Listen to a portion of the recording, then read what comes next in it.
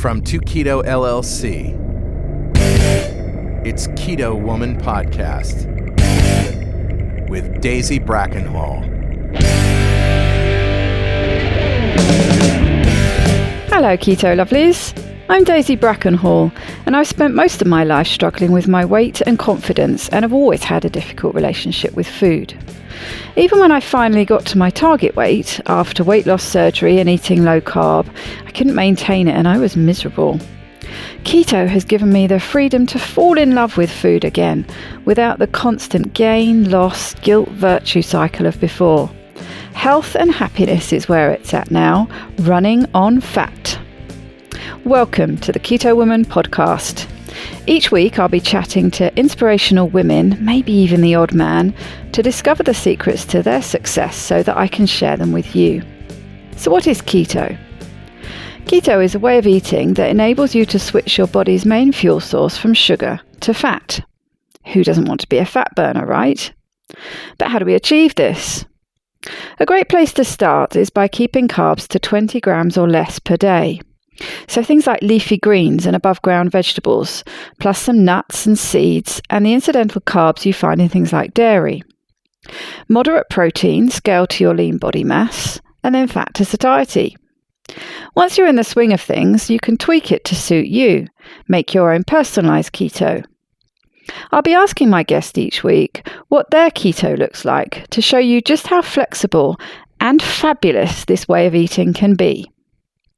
I'm not a doctor, and most of my guests won't be either, so we can't give you medical advice. It's always best to work with your own doctor because they know you and your medical history and so have access to the bigger picture. Thank you Linda Riley, Brian Prince, Sherry Bastow and Keto Christina for supporting me in this podcast by making a pledge at my Patreon page. Do you want to hear your name here at the top of the show? Are you enjoying this podcast and would like to help me make more episodes?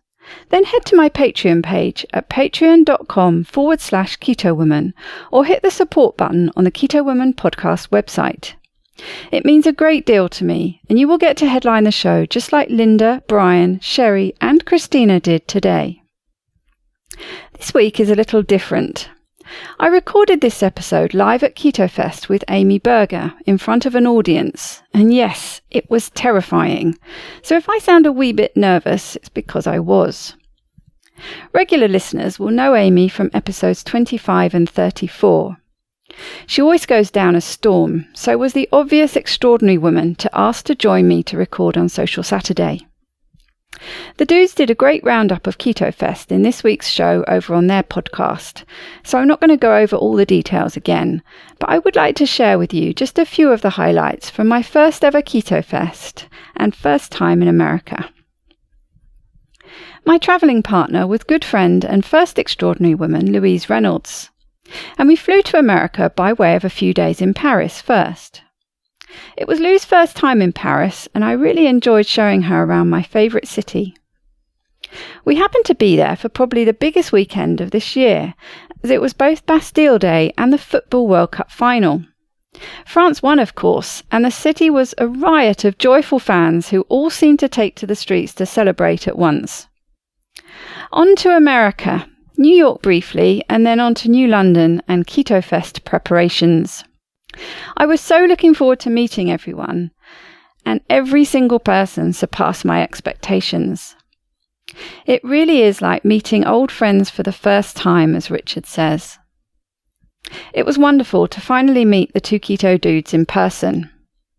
I've worked with Richard and Carl now for nearly 2 years, and I'm not exaggerating when I say they've changed my life. This podcast is produced by them, as you know, and I absolutely love doing it and getting to meet such extraordinary people each week.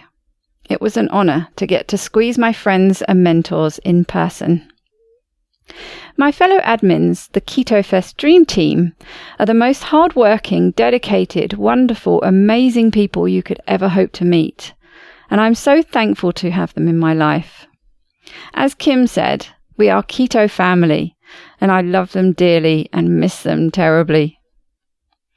My main role over the weekend at Keto Fest was looking after the podcasters on Saturday and then the speakers on Sunday, when I was the MC at the Isaac School.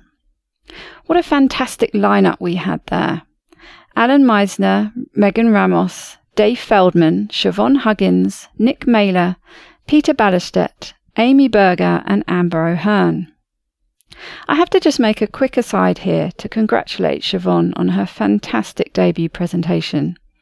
I was so proud to have been able to introduce her, and she wowed the crowd with a truly engaging, entertaining and interesting presentation.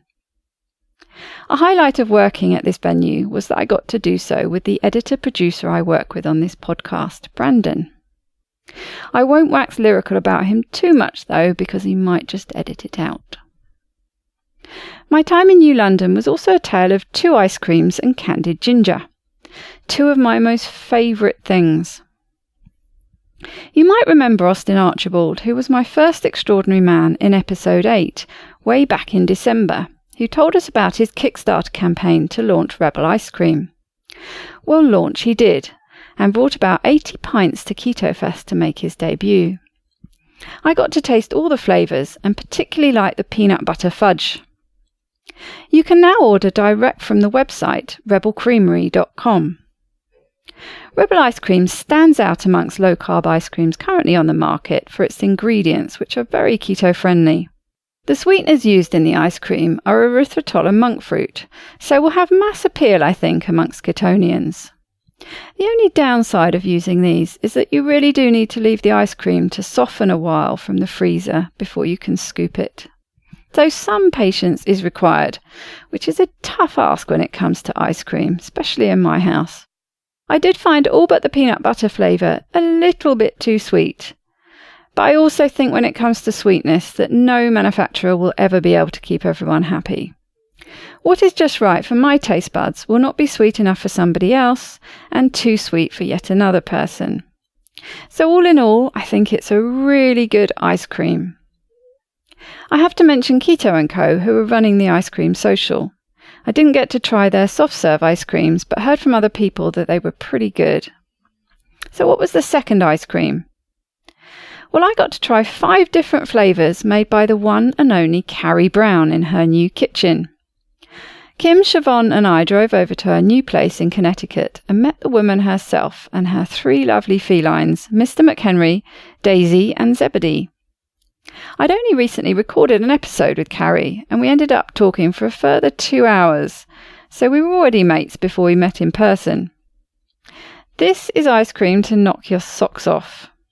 It does contain xylitol. No substitutions, I will forever have ringing in my ears in Carrie's voice, which I know not everyone gets on with, but it does mean that you get an ice cream that scoops perfectly straight out of the freezer. But that's just a small part compared to the flavour explosions. Wow! I really do recommend getting Carrie's book, which is called The Keto Ice Cream Scoop. It not only has 52 flavours, but also a really useful introduction, which goes through the gadgets and utensils and ingredients she uses and why it's important to stick to the recipes and not mess with them. It's also a very entertaining read, and you can really hear her personality coming through the words. I'm a shocker for messing with recipes, so this time I'm going to stick faithfully to them for fear of her voice berating me in my head. I'll let you know which ones I try first, but certainly the ones she made for us were utterly delicious. So how on earth do you ketofy candied ginger? I've seen a recipe using erythritol, but I have my doubts as to how it will turn out, so I've never tried it. So when I heard that Jennifer Kleiman was bringing candied ginger made using allulose to Keto Fest, I was a tad excited. Let me tell you, it's delicious, fiery hot and just sweet enough without being too sweet.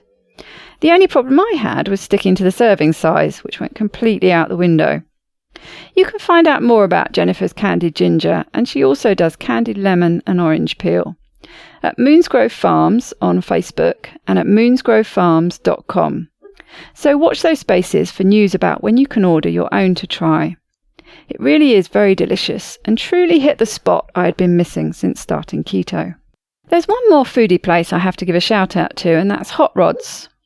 Rod kindly set up a party room for 40 or so KKBs to meet up for dinner on social Saturday evening, and laid on a fabulous taster platter of wings, ribs, shrimp, sausage and bacon. Who can go without bacon, right? And it was really good bacon, I have to say. If you happen to be in New London before the next Keto Fest, go grab some dinner at Hot Rod's. I don't think you'll be disappointed. We will most definitely be having our dinner there again next year. And a special thanks also to Karen for all her help organising things there last minute. I'll round up by saying just how very fabulous it was to meet and hug the Facebook kick-ass keto bitches who were at Keto Fest. You are such an amazing group of women, and it's a real honour to know you all. People talk about finding your tribe. It's one of those phrases, isn't it? Well, now I really get it. The two keto dudes and Brandon, the fabulous volunteers and all the people at Keto Fest, the KKBs and my keto family. You are my tribe, and what a tribe it is.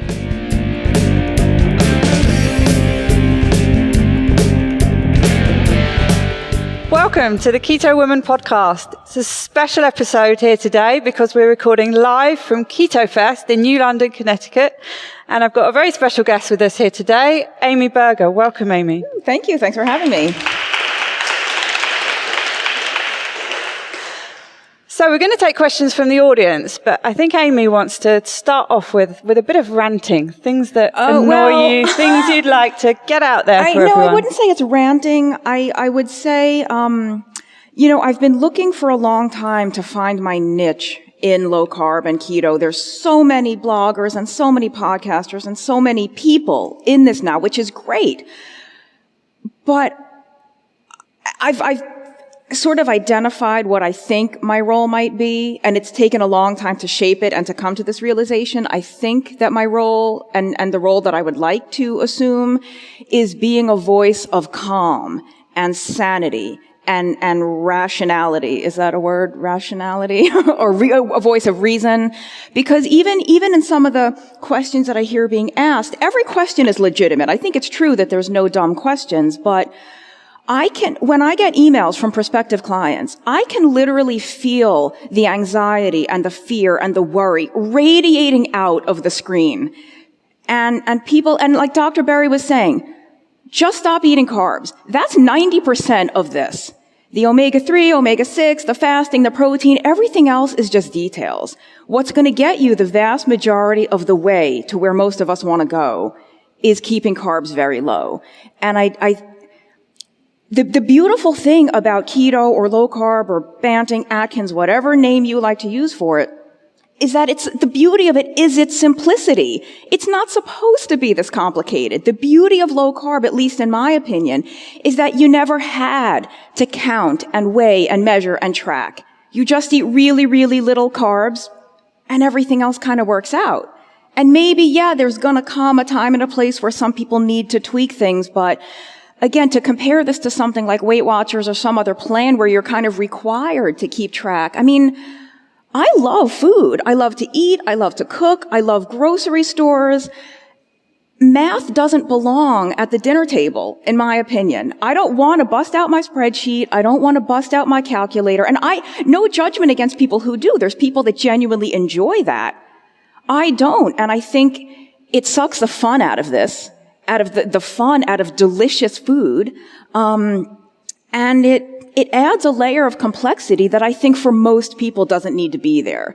Some people ditch the carbs and they never look back. And for some people, it's every day is a struggle. Every day, I've been doing keto 5 years. I still want that bagel. When is this craving going to go away? And I just think all of that math adds a layer of difficulty that makes what is for some people already difficult even harder. And when people are brand new, I don't have them do any of the math. I'm like, just stay under this amount of carbs. Here's what you can eat. Here's what you can't eat. Come back to me in a couple of weeks and we'll see where things are. So I don't know if that's a rant or that's just, I actually feel tired listening to people worry and spin the wheels because the beauty of this is that it doesn't have to be that complicated. That's what's upsetting. That's what upsets me for something, a way of eating that is so joyful, is so delicious. And when I see people getting really stressed about it, it upsets me because they don't need to be. And people are afraid to stop tracking. I understand. It's not that I don't understand the sort of mental, psychological need to track. I mean, when you've been told your whole life that you have to eat a certain amount or not exceed a certain amount of food or a certain amount of fat or carbs or what have you, I understand the need to do it, but a lot of the people who write to me come to me for troubleshooting. They've been doing keto or low carb for a certain amount of time and they're not getting where they want to go. And I have to kind of remind them, okay, you've already been tracking and weighing and measuring and you're not getting the results you want. Are you willing to try to wrap your mind around not doing that since you're already doing it and it's not working? And maybe the answer is they do still need to weigh and measure. Maybe they're weighing and measuring the wrong things. Or they're chasing, well, I thought I was supposed to eat 80% fat. And, maybe that does need to be changed and they can still track. Like Dave Feldman is such a dear friend of mine, but I'm so the opposite of somebody like Dave. Like he loves to track. It's blood tests every 5 minutes. You will just never see me doing that. And I have every ounce of respect for that kind of, he's literally rewriting the paradigms. And we need people like that in our world. But I try to take the stuff that he does and the stuff that the researchers do and translate it into plain English for the people that are going to come to me that are never going to read Cholesterol Code. They're never going to read Tom Seyfried's book. Let me explain this all in layman's terms. So yeah, I don't know. I think that the danger often is as well, if you're in that tracking mode and if you're wanting to go by these numbers that you've set up for yourself or somebody else has said that you should be eating so much protein, so much fat, so many carbs, and you follow that religiously, you kind of forget to listen to just what you feel like eating that day. So you might eat breakfast when actually you'd rather skip it because that's in the plan. Or, your dinner has to be a certain quantity of certain foods because it's in the plan. Whereas sometimes maybe it's just better to forget that for a while and actually just listen to how you feel, how you're feeling. Are you hungry? Are you, is your mood not as good as it was? What is this madness you're speaking of? To listen to your body? What? Where did that come? I mean, I don't know if you guys follow Sean Baker. He's kind of spearheading the carnivore movement. He's very controversial. I don't know that I agree with everything he does, but one thing he says that I think is really simple yet profound is because everybody asks if he fasts, how many meals a day does he eat? And he said, when I'm hungry, I eat. I think we were given an appetite for a reason. If you're hungry, you probably need some nourishment. Your body is telling you, I need some food. The difference of being able to listen to your body and to trust because Kim was talking about that in the previous, recording, to be able to trust the signals that your body's giving you. I think your body will give you the quote unquote correct signals when you're eating a species appropriate diet. When you're not having false hunger due to blood sugar highs and lows and insulin highs and lows, when your sort of metabolism is corrected, I think you can trust because you're not going to get hungry 26 times a day.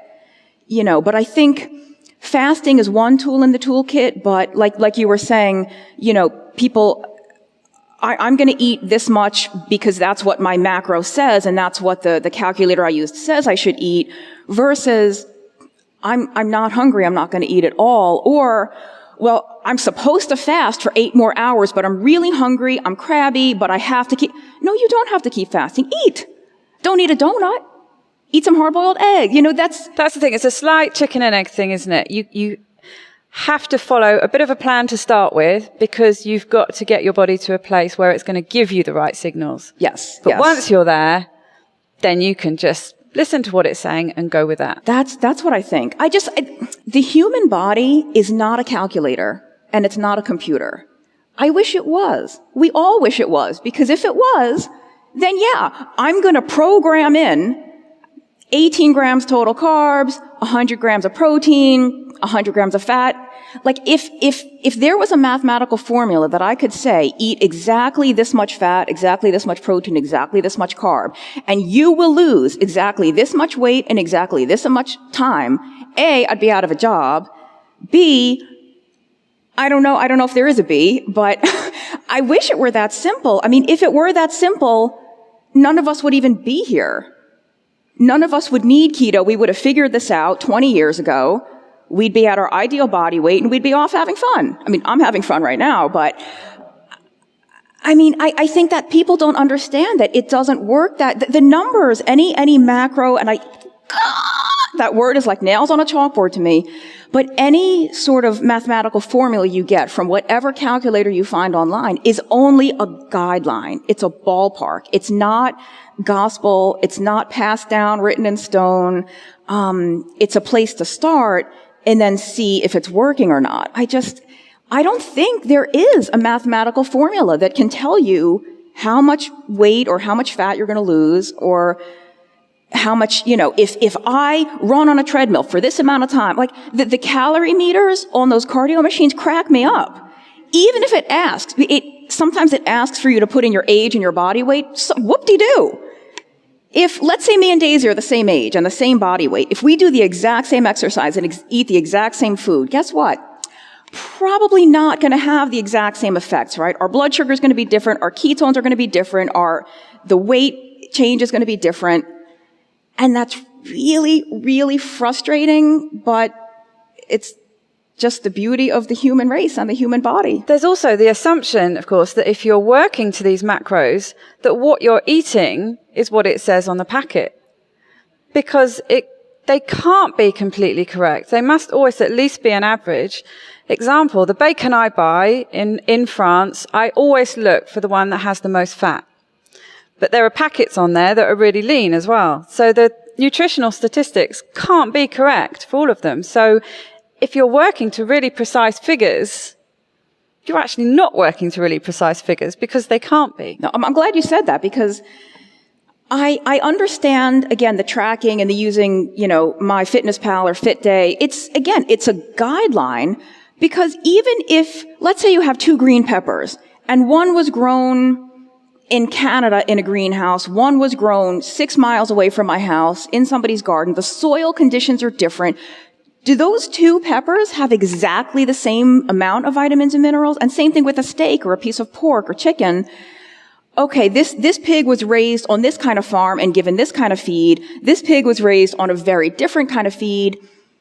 Do they have the same nutrients? Or 6-ounce steak, 1/8 of an inch cap of fat, and you try to customize it as much as you can, but it's never going to be exactly perfect. And so it can't be exact. It's always just a ballpark. Those trackers crack me up. How do you know how much vitamin A is in this food? How do you know exactly how many calories were in my 4-ounce filet mignon versus somebody else's? Because that one had slightly more fat. I'm just not a numbers person. I don't know. I'm a writer. I was a humanities major. Why don't we take a question from the audience? The question asked is from someone who has been ketogenic for over a year, but he still sometimes has sugar and carb cravings to deal with. He asks how best to figure out when he is physically hungry versus when he simply has head hunger. Is it a satiety issue or more of a habitual emotional one? Yes, a great question. I have some thoughts. Do you have any thoughts? I know I really suffer big time from head hunger. So I can be hungry, especially if I'm at home. If I'm busy, I can go all day and I haven't eaten and I've completely forgotten and I'm not hungry. If I'm at home and I'm near the fridge, I'm snacky. I'm a real snack monster all day and I just want to snack and I feel like I'm hungry and I keep needing to pick at something. But obviously I'm not, because when I'm out working hard gardening, you'd think I'd need more fuel, but I don't. I don't get hungry then. So that's definite head hunger, and it's a real problem for me. And I haven't found the solution yet. I think getting it as strict as possible and taking out the things that I like to snack on, which for me are things like nuts and cheese and the sweet treaty type things.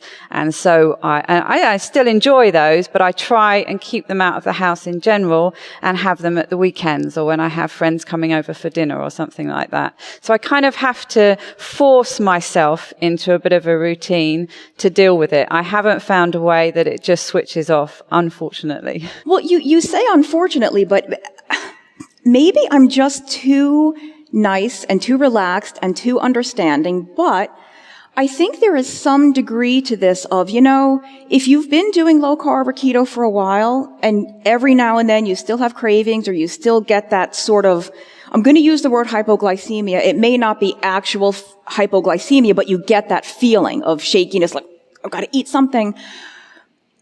I don't think there's anything wrong with you. If that still happens, it doesn't mean you need to keto harder. It doesn't mean you're doing something. It means you're human. And you have a human body, and you have a human brain, and, blood sugar is affected by so many things besides what we put in our mouths, that there could be something else going on that is triggering that kind of craving or that kind of sense of hunger. But so I guess it doesn't make anyone a bad person. If you've been doing this for a long time and every now and then you still have a piece of whatever, all right. No big deal. We still love you.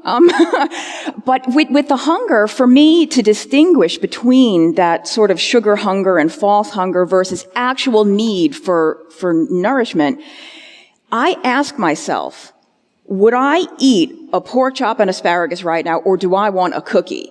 If the answer is cookie, it's brain sugar hunger. A pork chop really sounds good right now, and that pile of broccoli, man, I could really go for that. That's hunger. Because when you want the donut and the cookie, you have zero desire for a prime rib with blue cheese melted on top of it, even though any other time, that prime rib and blue cheese, you'd be all over it. If you don't want it, but you'd snark down a donut in 2 seconds, I think that's my distinction. And I'm not gonna lie, it doesn't always work for me, quote unquote work. Like, sometimes I'll have the sweet thing, or sometimes it's fake sweet. You probably all saw me put the sweet and low in my coffee. I'm not a food purist. I do use artificial sweeteners. I don't think it makes you a horrible, bad, worst keto person ever to use Splenda or to use sweet and low or stevia. Shush, they might kick me out of the club, but... Jennifer asks Amy to give us an update on her hypothyroidism story. Yeah, sure. So if anyone in the room didn't hear what she said, I am taking medication for hypothyroidism. Medication was my last resort. I did try several other things to do this myself, to do it naturally. I wish that I hadn't. I wish that I had gone right to the medication, because I could have spared myself 3 years of severe chronic constipation, crippling depression. There's a reason you didn't see me at Keto Fest last year, and it's because I was too depressed, and I didn't want to socialize. I didn't want to put on real clothes and go meet other humans. I wanted to stay home by myself all the time. And so many other, the hair loss, weight gain. I had gained about 17 or 20 pounds with no change to my diet. And it was in the middle of low carb. I've been low carb for a very long time. So I don't think it was low carb that triggered the hypothyroidism, because why would it have started 10 or 15 years into my journey and not 2 years? So certainly there are people who have hypothyroidism that start a ketogenic diet and it gets better. They can actually reduce their medication or get off the medication. That seems to happen more so with Hashimoto's. I don't have Hashi's. Mine is not autoimmune in nature. So I think it kind of runs the gamut. Keto is good for thyroid, bad for thyroid. I don't think it's ever bad for thyroid. In one of the blog posts I wrote, what I see is some of the women, because it's almost always women, who report a thyroid problem after going keto, is they're actually just starving themselves unintentionally. They're eating very, very low calories, especially when they combine it with over-exercising. They're overexerting themselves. They're not refueling enough, because like Kim was saying in the previous recording, we've been told exercise more, eat less. So you do that, and why does it surprise anybody when your metabolism absolutely shuts down? That to me is not a mystery at all. But with my personal situation, I'm probably feeling better now than I have I couldn't tell you how long. And I do think it's the medication. And I'm guilty of this too. We get very anti-medication in the keto world. Keto should fix everything. If you still need that medication, well, what are you doing wrong? You're eating, let me look at your macros. I think sometimes we just need help. And maybe it is a cop-out. Maybe I could have changed something that I didn't change, but I spent 3 years and a lot of money and a lot of tears, and I would never wish that upon anyone. So I'm doing great. Thank you for asking. And I will add on to that. I think that hypothyroidism is massively under-recognized and underdiagnosed because I see it all the time. Again, mostly in women. It does happen to men, but mostly I see it in women. And I see it because I kept saying, God, is hypothyroidism as common as this, or what's going on? And then somebody pointed out to me, well, Amy, the people writing to you are writing to you because they're struggling. If they were doing well, if they were losing the weight, if they were happy with the results they were getting on keto, they wouldn't be writing to me. So of course, the people that are going to write to me are going to be disproportionately people that have some type of hormonal imbalance or some other underlying problem that hasn't been identified. And I think, I won't get into the details here. You can look on my blog, but if you've only ever had your TSH measured and your doctor says your thyroid is fine, new doctor time. For sure. Yeah. The other thing that I see advice given quite a lot for people who have hypothyroidism is that you need to up your carbs, that you shouldn't be eating low carb, that there's this minimum that you need to reach. If you're struggling on keto, the first port of call seems to be get your carb level up. What do you think about that? Because for me, I don't agree. It doesn't seem to work that way for me. But I want to not agree also, but I support whatever works. And I know that's kind of wishy-washy, but if somebody adds back more carbs and feels better, oh, for sure, then they feel better. As a general as a general rule, I would really look into the diet because I think they're just under-eating. I really do. They're under-eating. We're so afraid to stop exercising. I don't know if anyone here has ever heard of Paul Chek, but Paul Chek has this thing where he says, he doesn't call it working out, he calls it working in, it's okay to get off the treadmill. It's okay to get off the Stairmaster because you may be actually perpetuating the cycle by continuing to do that. I've never heard of someone who was, had morbid obesity and had type 2 diabetes. I've never heard anyone in that situation report that when they went keto, they had adrenal fatigue or their thyroid crashed. You don't hear that. You hear that from the women who are already either at a healthy weight or maybe only very slightly overweight, over-exercising again. Sometimes they're moms, they have kids, they're the type that their stress level is like, it doesn't surprise me that their body doesn't let them keep doing that. It's a survival mechanism. Your body's like, you won't slow down. I'm going to force you to slow down by making you tired and depressed and constipated and cold. Because you won't do it yourself. I'm going to make you not be able to get on the treadmill again. So the carbs, because some people do report that they feel better with more carbs. Now, we're not talking about like 250 grams of carbs a day, maybe a sweet potato, even every day or something. But the thing is too, and again, totally unpopular for me to say this, not everybody needs to live in ketosis all the time. Not only do some people have a higher carb tolerance, but if you're literally talking like one sweet potato a day with dinner, to me, that is still absolutely a low-carb diet. It might not be a medically therapeutic ketogenic diet. It's definitely still low-carb. And there's people who can eat 60 or 70 grams of carbs and still be in ketosis. So that's the thing, not everybody, but some people have a higher carb tolerance. So I think I so much like to emphasize the phrase low-carb rather than keto. Because that also helps people, I think, not be so afraid of carbs. And like when we talk about adding carbs back in, I'm not saying start your day with, pancakes and orange juice and a biscuit and a scone with jam on it. Maybe you have, a wedge of cantaloupe, or again, like for dinner, some sweet potatoes, some parsnips, some beets, butternut squash.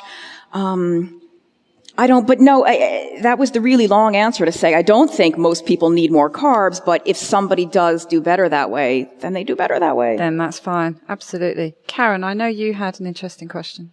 Karen's question is about her 70-year-old mother who has been on thyroid medication since her mid-20s. Recently, her doctor put her on a statin, which Karen really is not happy about. What kind of effect is the statin likely to have on her mother's thyroid function, she asks? And are there any symptoms she should be looking out for? I'm not a physician, so I actually don't know if statins affect the thyroid. I know that one of the signs of hypothyroidism is very elevated LDL.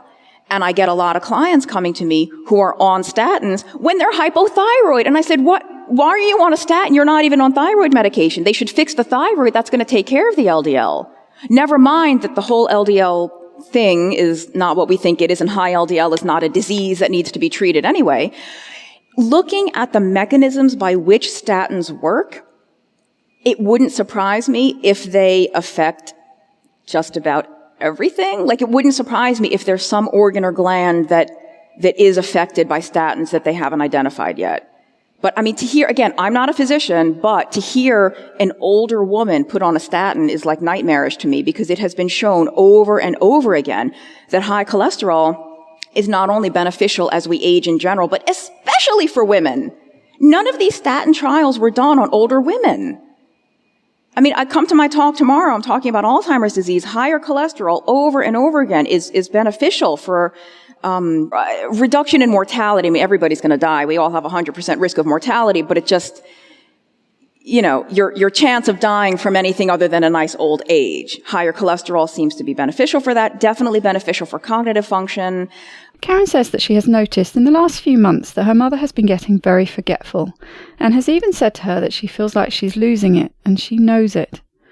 Karen would like her to come off the statins, but says that her mother is of the generation that does what the doctor tells her to do without question. Well, her doctor told her, and that's fine. I'm not a physician. I don't make recommendations regarding medication, but there's a slide on my talk. You can go to the FDA's website, the Mayo Clinic website, and they list very clearly memory loss, confusion, cognitive impairment is well-known, well-documented side effects of these drugs. Karen points out that her cholesterol is much higher than her mother's, but she hasn't been told to go on a statin. So, I mean, she can find it. Where do you live? Maybe there's a keto-friendly doctor in your area. Her mother lives in Connecticut. Mm-hmm. We'll talk to Carl Franklin. He might know of somebody that is in the area. I have a perfect illustration, actually. A friend of mine in the UK, his mother is 93 and has been on statins for a while. And yes, had dementia, very forgetful, all the things like you were saying. And he saw the figures, and taking into account her age, said, I don't think you should be on these. Your cholesterol numbers weren't even that high to start with before they put you on them, even though we all know that's debatable in the first place. She came off them, and okay, she hasn't gone back to getting rid of that dementia completely, but apparently the change was profound in a very short space of time. And so actually she didn't have dementia. She shouldn't have been on the statins. So yeah, I mean, I'd be very worried too. This question is asking Amy to comment on how diet impacts Alzheimer's and the significance of the ApoE4 gene. Yeah, so I will be talking about this tomorrow. I'm speaking tomorrow at 3 if anybody wants to come to that talk. But the nutshell version is the ApoE4 gene is believed to be the oldest of the ApoE alleles, the variants, in the human family. It's the most simian, most ape-like, if you will. And so it was forged in our hunter-gatherer times. And it is, so ApoE4 does not cause Alzheimer's disease. Plenty of people who have E4, homozygous for E4, don't develop Alzheimer's. And millions of people who do have Alzheimer's don't have even one E4 gene. They're 2-2, 3-3, 2-3. The E4 is, nobody's genetically programmed to get Alzheimer's. The E4 is simply the worst match for the modern diet and lifestyle. It's the worst match for the high carb, high vegetable oil, not moving enough type of diet and lifestyle. And so in terms of the diet recommendations that I make, low fat can work for some people. I don't think it's the ideal way to go. I think what you do have to do as an E4 is manage your glucose. And for any I say this for any genotype, but especially for the E4s, what you do have to do is manage your glucose and insulin over the long term. Whatever diet composition helps you accomplish that is what you need to do. For some people, that's going to be keto or low carb. For some people, it's going to be more of a Mediterranean, maybe 40% carb.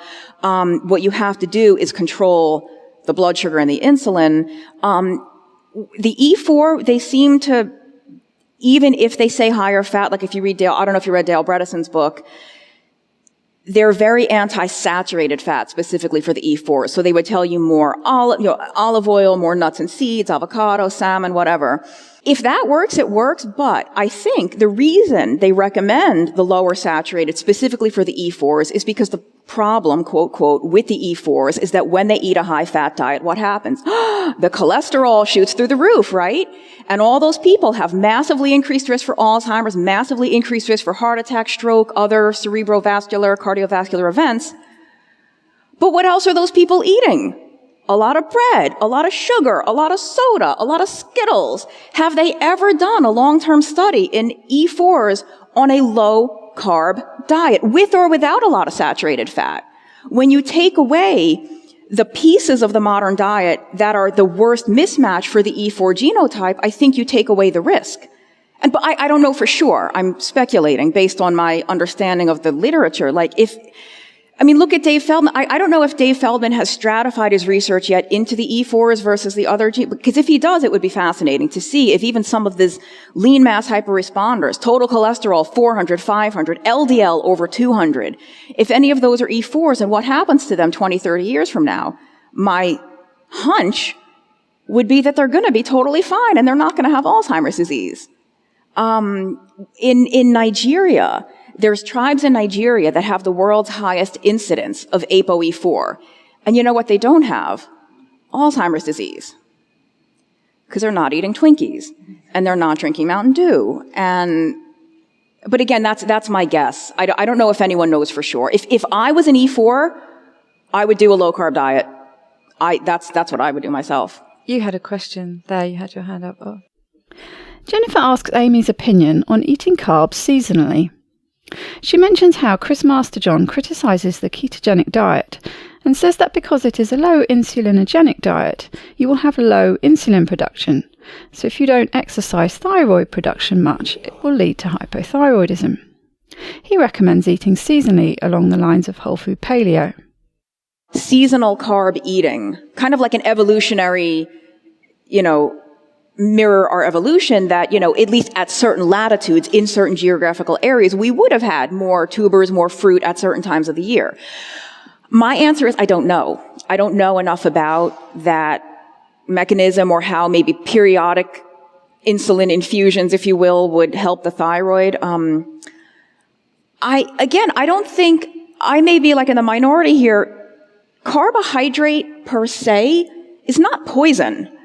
You can actually eat beets and not die 5 minutes later. You can eat butternut squash and not keel over. Now, if you have raging type 2 diabetes, do you need to be more careful? Yeah.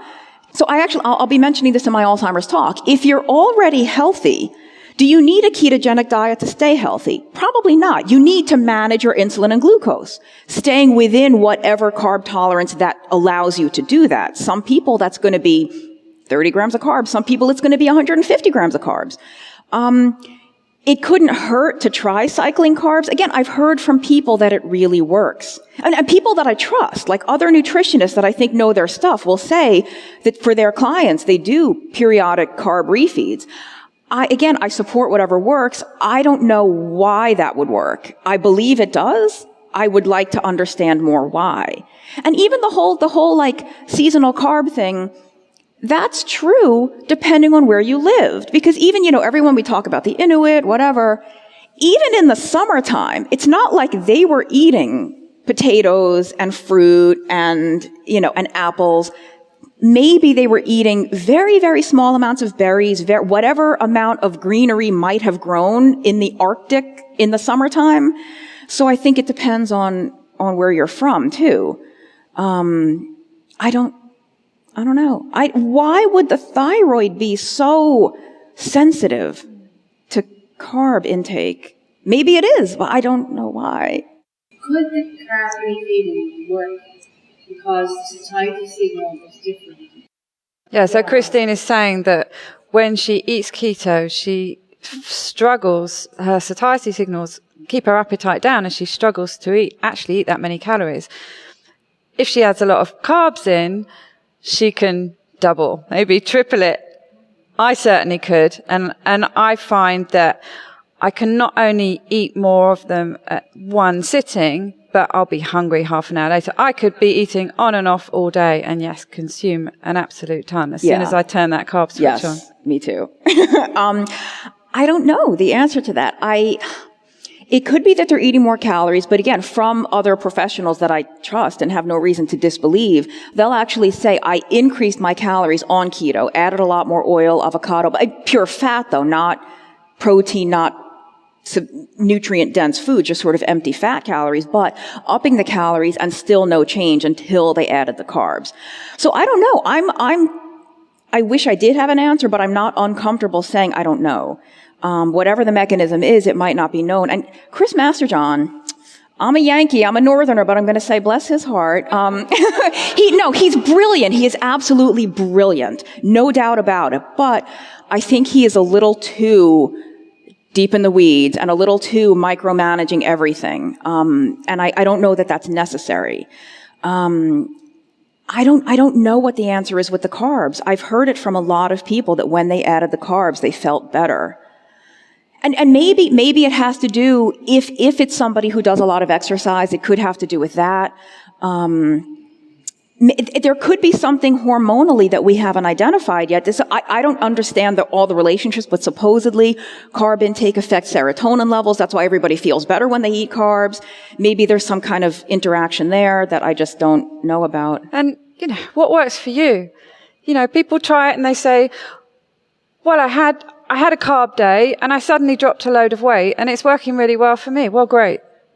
If I have a high carb day, that could be the start of a massive avalanche back into depression and eating all the carbs. And suddenly in a month, I can easily put on 10 kilos. So I'm not going to do it. It doesn't work for me. But if it works for you, then all power to you.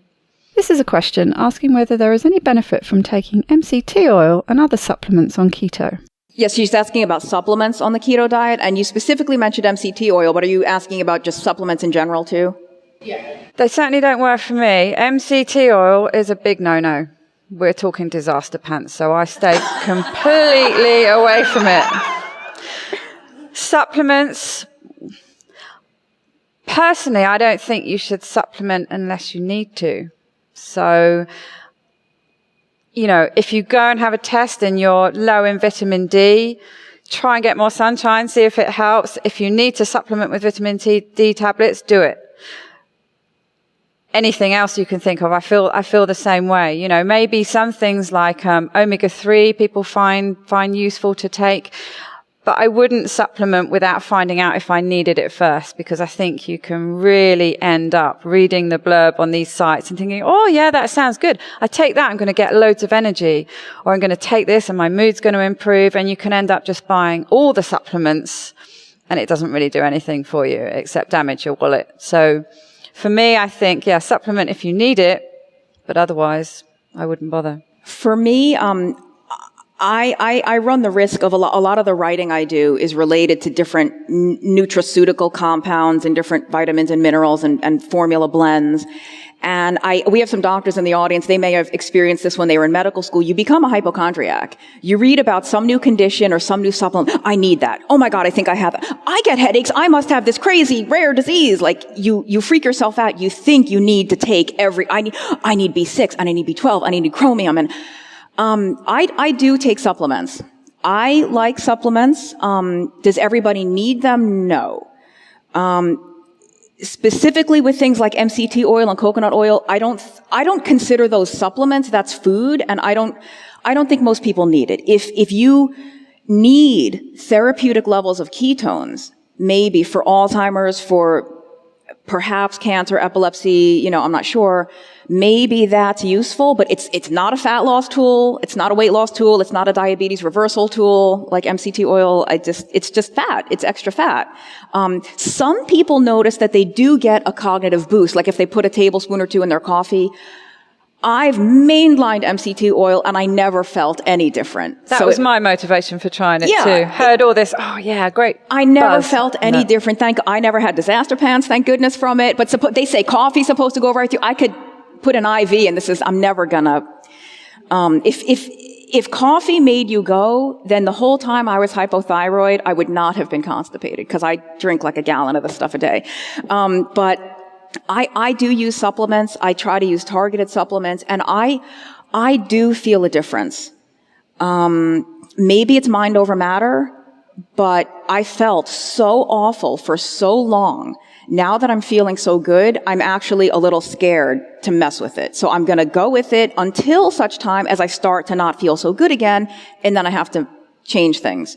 But I take a multivitamin, I take some other stuff too, But how did you choose the supplements you took? Were you tested, or was it just with your knowledge and figuring out, okay, this is the problem, maybe these are the supplements I need to take, so I'll try and I feel better, so I stay with it? What was your process? It was a lot of trial and error, mostly error, a lot more error than trial.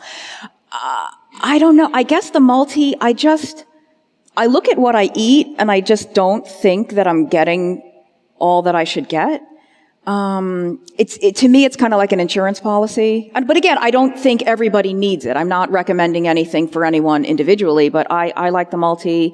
I take a high dose vitamin D that was recommended to me by an expert, and I feel better. But how much of that is totally placebo? I don't know. I'm willing to entertain the possibility that it's all in my head. I don't think it is, but it could be. But it certainly can work. I was very deficient in vitamin A, and the doctor gave me an oil-based supplement and it didn't work at all. A friend of mine recommended I needed to take dry form, and while I was taking these extremely high dose, they even injected it, my vitamin A levels kept going down. When I started taking the dry form tablets, I got them back up into normal levels. So it obviously works when you need it. But personally, I do it to testing. Yeah. And if you feel any different too, because that's the more important thing. The level could be changed, but the difference is how you actually feel. It was completely on blood test results. Yeah. That's how I got the information. I had no idea I was that deficient. Yeah. Presumably I would have done if it had carried on. Yeah, because I say the same thing about thyroid, and it's probably true of almost any other metric you can have, unless it's, blood pressure. They call it the silent killer, because I guess there's really no signs or symptoms that you have high blood pressure. But something like thyroid, I'm not a doctor, but I don't care what the numbers say. How do you feel?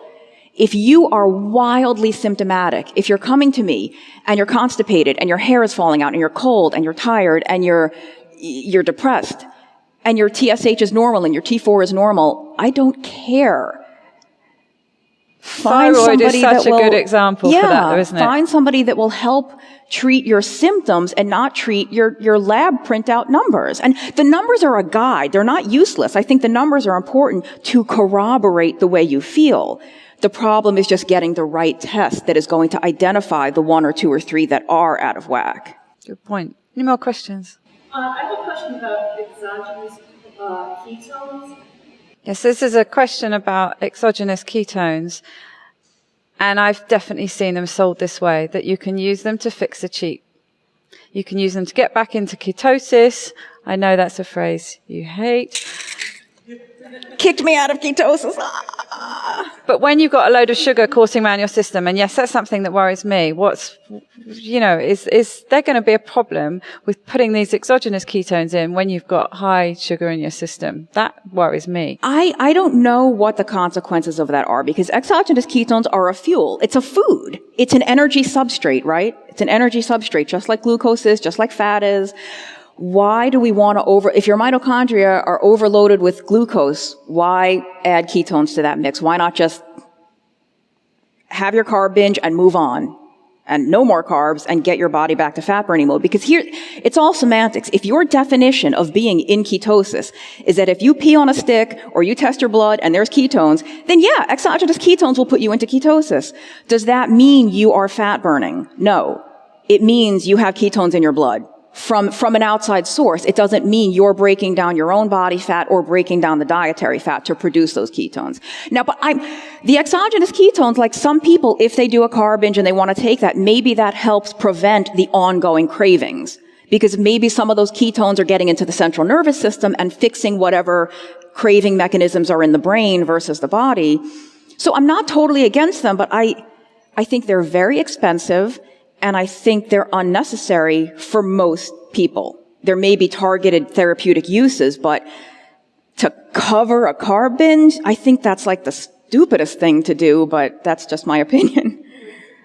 Yeah. Big waste of money. I mean, I should change my thoughts, be like, start an affiliate, like, no, use the ketones and buy them from my website. Make your own ketones the way God intended.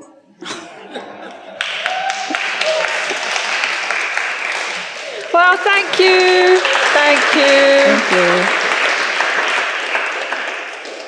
Well, thank you so much.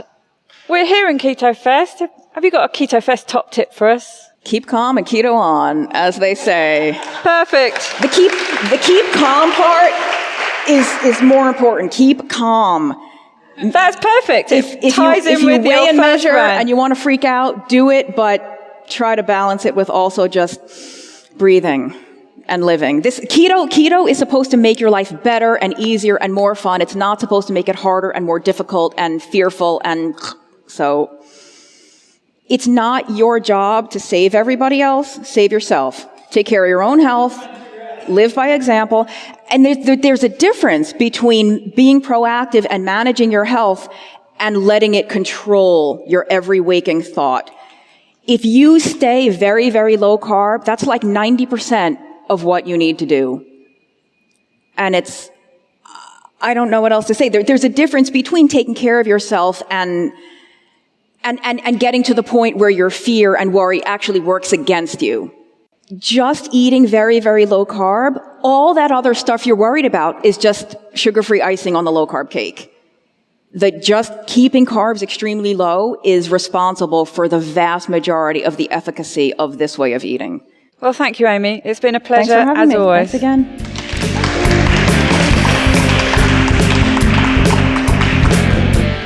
To get the resources and links from the show, please go to ketowomanpodcast.com. Are you my next extraordinary woman? Maybe you've got an idea for a show, a topic you want to hear about. Let me know how I can tickle your earbuds by dropping me a line at daisy@ketowomanpodcast.com. If you fancy joining me on this exciting adventure and want to help me create new episodes, please go to my Patreon page at patreon.com/ketowoman or simply hit the support button on the Keto Woman podcast website. It's thanks to the two keto dudes that I'm hosting this podcast. So please consider heading to their Patreon page at patreon.2keto.com and help them bring you more podcasts like this one. Please help other people hear about and find this podcast by reviewing the show on iTunes and Facebook. Every star and review really does help. It doesn't go unnoticed by me, the people who regularly like, share and comment on my posts. Your support means the world to me. Thank you. This week's end quote is from one of the two keto dudes, Richard Morris. Come to Keto Fest to meet old friends for the first time. Bye-bye, Keto Lovelies.